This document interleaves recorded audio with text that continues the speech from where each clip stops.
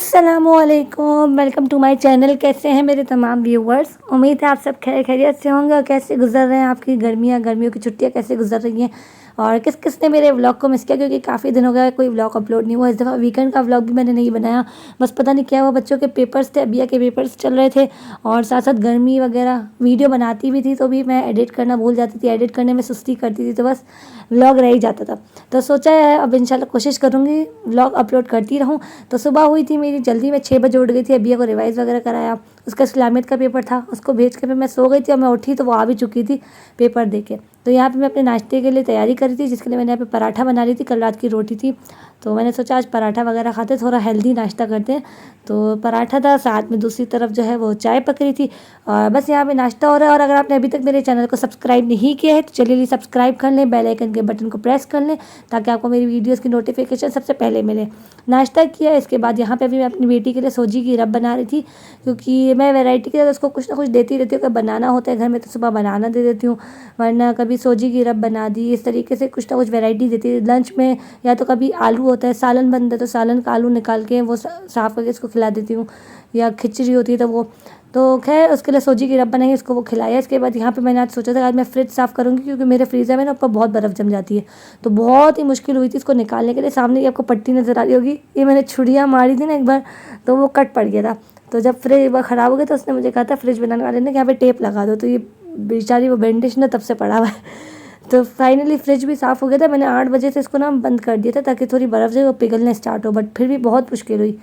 तो बस फ्रिज साफ़ किया। इसके बाद यहाँ पे चावल पक रहे थे, आज हमारी हेल्पर भी ना जल्दी आ गई थी, वैसे वो जल्दी आती नहीं है बट आज वो जल्दी आ गई थी तो जल्दी काम वगैरह हो गए थे।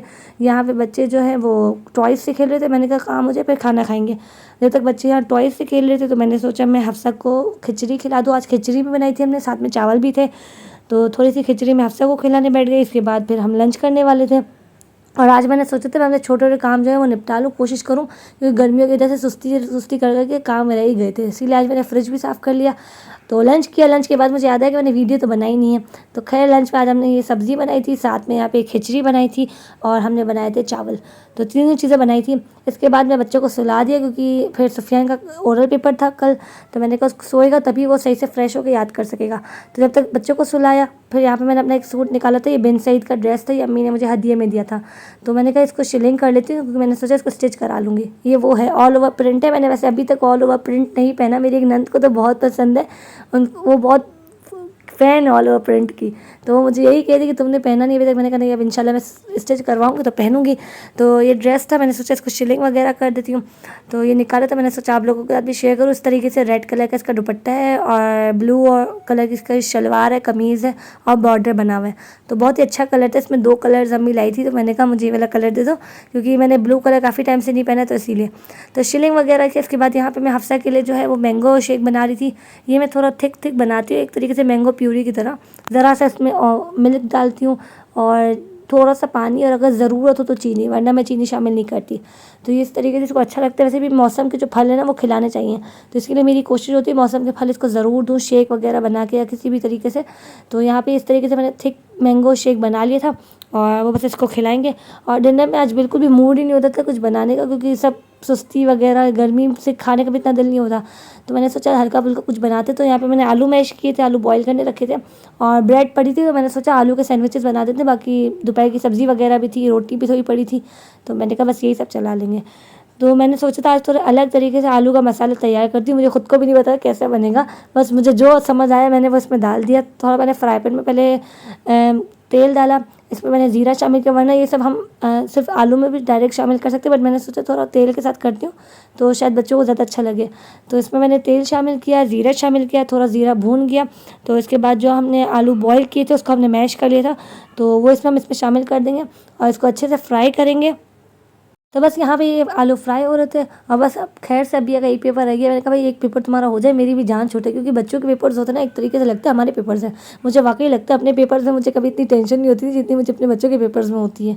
बस पता नहीं कि सुबह उठ के इनको रिवाइज़ कराना वगैरह, तो बस मैंने कहा इसका पेपर हो जाए ताकि बस मेरे को सुकून मिले, क्योंकि सुफियान तो छोटी क्लास में, उसका खैर चलता है। तो यहाँ पे आलू मैश हुए, आलू को हमने फ्राई किया। इसके बाद इसमें मैंने थोड़ी सी दही भी शामिल की, दही शामिल की, थोड़ा सा मैंने इसमें कुटी हुई लाल मिर्च शामिल की, और थोड़ा सा इसको हल्के के साथ साथ मिक्स भी करते जाएंगे। मैंने जो फ्लेम है वो बिल्कुल मैंने स्लो रखी थी, क्योंकि वरना फिर आलू नीचे लग ना जाए। तो बिल्कुल स्लो फ्लेम पे सब मिक्स हो रहा था। साथ में इसमें मैंने थोड़ी सी यहाँ पे ब्लैक पेपर शामिल कर दी, पिसी हुई काली मिर्च।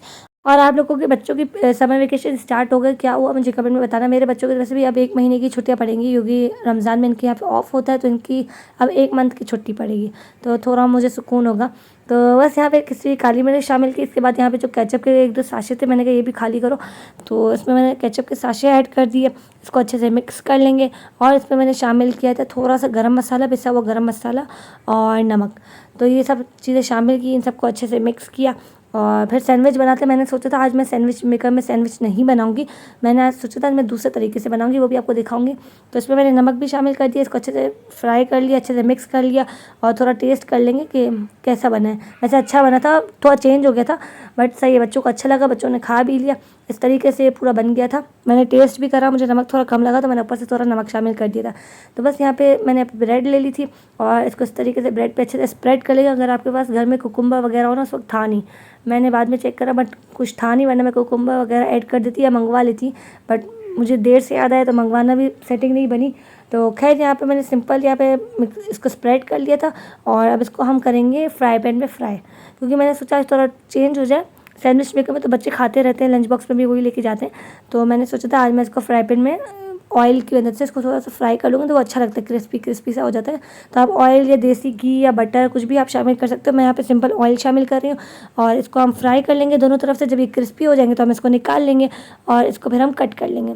तो इस तरीके से यहाँ पे आलू के सैंडविच तैयार हो चुके थे, और बच्चों को भी पसंद है। बच्चों को वैसे भी गर्मियों में ऐसी चीज़ें, लाइट चीज़ें अच्छी लगती हैं, हमें भी अच्छी लगती है खाने में। तो ये सैंडविचेस तैयार हो गए थे, और बस फिर हमने डिनर किया। इसके बाद मुझे सुफियान को पढ़ाना था, उसका ओरल टेस्ट था उर्दू का, जिसमें उसकी डिक्टेशन थी, रीडिंग थी, तो उसको वो सब पढ़ाना था। यहाँ पे हमने पहले आइसक्रीम खाई, क्योंकि मेरी नंद आई थी थोड़ी देर के लिए, तो वो आइसक्रीम लाई थी।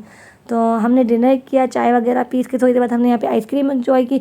साथ साथ आइसक्रीम खा रहे थे, साथ साथ यहाँ पे सुफियान को मैं डिक्टेशन करवा रही थी, कोशिश याद करवा रही थी।